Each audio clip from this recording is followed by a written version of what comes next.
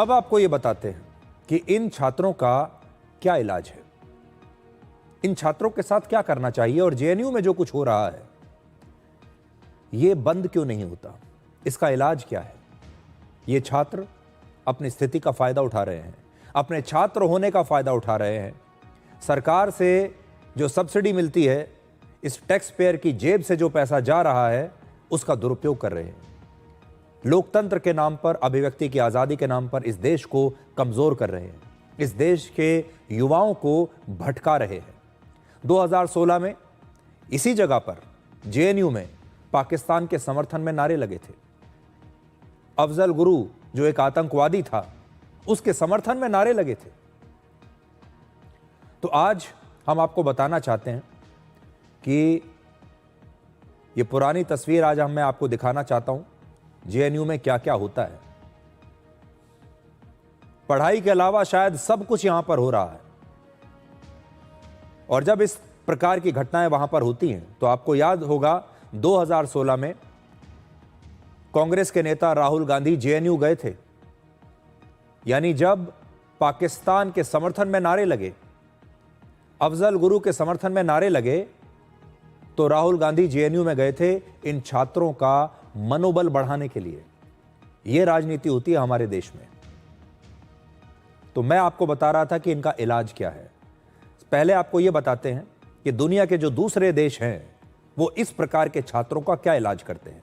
दूसरे देशों में अगर कोई छात्र या शिक्षक किसी यूनिवर्सिटी में ऐसे देश विरोधी बयान देता है तो उस पर क्या कार्रवाई होती है, जरा नजर डालिए। आपको याद होगा अमेरिका की कोलंबिया यूनिवर्सिटी ने गाजा या फिलिस्तीन में युद्ध के खिलाफ विरोध प्रदर्शनों में शामिल लगभग 80 छात्रों को निलंबित या निष्कासित कर दिया था।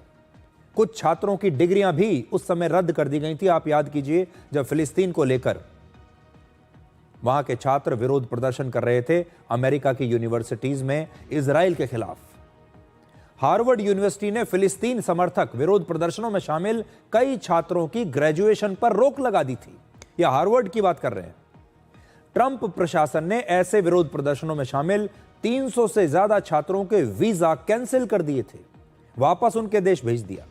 अमेरिका के कई यूनिवर्सिटीज में ऐसे विरोध प्रदर्शनों के कारण वहां के वाइस चांसलर्स पर इस्तीफे का दबाव बनाया गया। उनसे कहा गया कि आपकी यूनिवर्सिटी में अगर यह सब हो रहा है तो आप इस्तीफा दीजिए। गाजा में युद्ध की आलोचना करने वाली पोस्ट करने पर अमेरिका में शिक्षकों के खिलाफ कई बार कार्रवाई की गई है। ईरान में वर्ष 2023 में विरोध प्रदर्शनों में शामिल कई छात्रों को गिरफ्तार किया गया, उन्हें यूनिवर्सिटी से निष्कासित किया गया और कई प्रोफेसर्स को नौकरी से निकाल दिया गया। इसी तरह तुर्की में भी वहां के राष्ट्रपति ने तख्ता पलट की कोशिश में शामिल 6000 से ज्यादा शिक्षकों को बर्खास्त कर दिया था। कई शिक्षकों को ब्लैकलिस्ट कर दिया गया, उन्हें इसके बाद नई नौकरी नहीं मिल पाई और कई शिक्षकों के, कई टीचर्स, प्रोफेसर्स के पासपोर्ट रद्द कर दिए गए तुर्की में। अब हमारे देश में भी देश विरोधी और आपत्तिजनक बयान देने वाले छात्रों के खिलाफ इसी प्रकार की सख्त कार्रवाई करने का समय आ चुका है। इसलिए आज सरकार को हम ये सलाह देना चाहते हैं कि सबसे पहले तो ऐसे सभी छात्रों का यूनिवर्सिटी से एडमिशन कैंसिल करना चाहिए। ऐसे तमाम छात्रों को ब्लैकलिस्ट कर देना चाहिए। इस यूनिवर्सिटी से तो निकालना ही चाहिए, बल्कि यह भी सुनिश्चित करना चाहिए कि इसके बाद कोई और प्राइवेट या सरकारी कॉलेज या यूनिवर्सिटी में इन छात्रों को दोबारा एडमिशन ना मिले। हम ऐसे भी कानून बना सकते हैं कि इस प्रकार के छात्रों को आगे चलकर कहीं कोई नौकरी ना मिले। इनके जो स्कॉलरशिप हैं, फेलोशिप हैं और रिसर्च के नाम पर इन छात्रों को सरकार से जो भी पैसा मिलता है उसे तुरंत बंद कर देना चाहिए। सरकारी परीक्षाओं और प्रतियोगी परीक्षाओं में ऐसे छात्रों को प्रतिबंधित कर देना चाहिए। जेएनयू जैसी यूनिवर्सिटी में वर्ष 2016 में जो सिलसिला शुरू हुआ था वो थमने का नाम नहीं ले रहा। इस टुकड़े टुकड़े गैंग के हौसले आज भी पस्त नहीं हुए हैं।